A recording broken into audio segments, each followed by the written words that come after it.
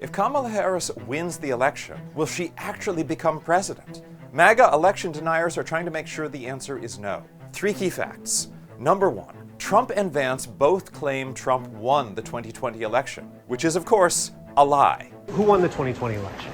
We're going to go to town hall. Could you just answer, did Donald Trump win, yes or no? Yes. He did win? Yep. We won. We did win. It was a rigged election. Obviously, Trump lost fair and square in 2020, as confirmed repeatedly by top election officials of every state, both Republican and Democrat, by 60-plus legal challenges, and by Trump's own Justice Department. The claims of fraud were bullshit. Trump and Vance are also on record refusing to commit to respecting the will of voters this time around. If your opponent gets more votes, will you concede? I really feel bad for you, man.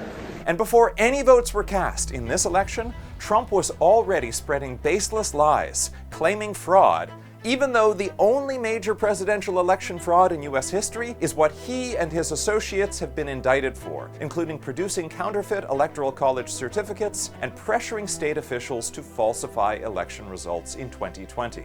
Preemptively crying fraud is a repeat of Trump's playbook from 2020, when he also claimed fraud before any votes were cast as part of an allegedly premeditated plot to declare victory regardless of the election outcome. What Trump's going to do is just declare victory, right? He's going to declare victory.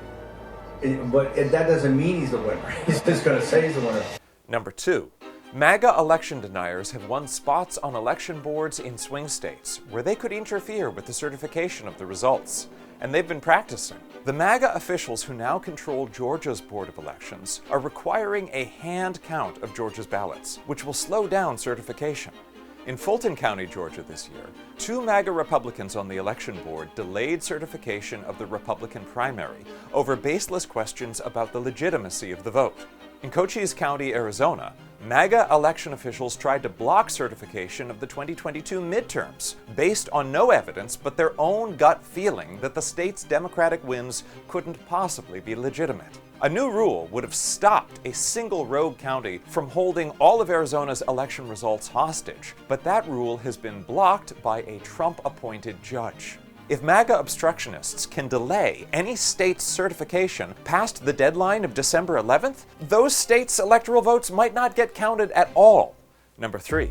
There is a risk that MAGA election deniers in Congress could refuse to certify the election at all. There are 172 election deniers in the House and Senate, and MAGA House Speaker Mike Johnson has already signaled he might try to block certification if he doesn't like the outcome. But here's the thing. The new Congress gets sworn in on January 3rd, 3 days before certifying the presidential election on January 6th. If Democrats pick up just 4 more House seats, Johnson won't be the Speaker. The best way to make sure Americans' votes aren't simply discarded this year is for the people's choice to be overwhelming, and for Americans to vote out election deniers all the way down the ballot.